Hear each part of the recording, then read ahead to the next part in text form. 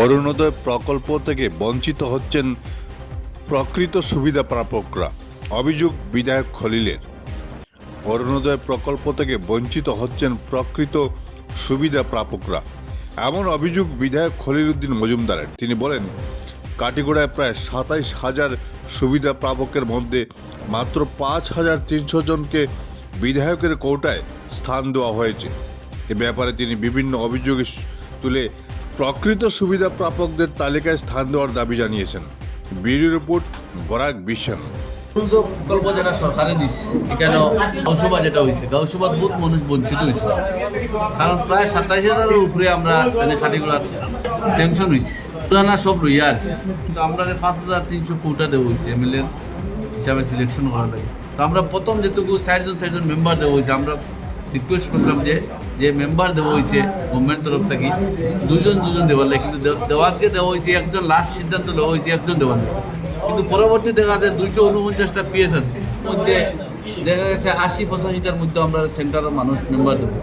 কারণ আমরা সব জায়গায় মেম্বার না থাকার কারণে সঠিক মতো সিলেকশনটা করা গেছে না। কারণ আমরা যাচ্ছি বহুত মানুষের জেনিউন মানুষ, আজকে হ্যান্ডিক্যাপও বিধবা মানুষ, বহুত মানুষ আমরা একটা ফর্ম কাগজ জমা দিচ্ছি, কিন্তু আমরা এই কমিটির ফাটা দিয়েছি, কিন্তু দেখা গেছে এই সিলেকশন শিলচার মতো হচ্ছে না পৌঁছার কারণে বহুত জেনিউন মানুষ বঞ্চিত হয়েছে।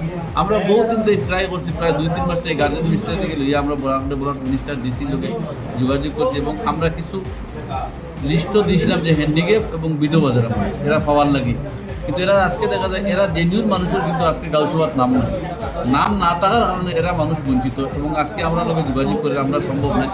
এখন বর্তমানে গোটা ব্লকে যেটা আইছে, কিছুটা যে কমিটির মানুষের নিচুন গিয়া, আর কিছুটা আমরা কমিটির মানুষের দেওয়া হয়েছে। আমরা আজকে যে কমিটির যারা নাম আছে এবং যারা কমিটির ব্লক থেকে লইয়া মন্ডল থেকে লইয়া যারা আছে, কারণ ম্যাক্সিমাম ফরমও যেটা আইছে নামওয়াজ আইছে, এই নামওয়াজটা আমরা আজকে সঠিক মতো যার জায়গাটা আমরা দেওয়ার ব্যবস্থা করি আর সঠিক মানুষে পাইতো। কিন্তু যারা মানুষে অ্যাকচুয়ালি আমরা দাবি করলো জেনিউন মানুষ, বহুত মানুষ বঞ্চিত হয়েছে, তারা দেওয়ার লাগে আমরা অনেক চেষ্টা করছি, কিন্তু আমরা এখানে সাকসেস হইতে পারছি না। যে এক সময় আমি বুঝলাম যে আমি এটা নিয়ে জমা রিটার্ন দিলে, কিন্তু যেতে গভর্নমেন্ট তরফ থেকে নামওয়াজ দিয়ে গেছে, আমরা এই কমিটির মানুষের তুলিয়ে দেওয়ার ব্যবস্থা করি। তো আমরা সরকারের কাছে দাবি জানাই মোটাও জেনিউন যারা মানুষ বঞ্চিত হয়েছে এরা দেওয়ার লাগি।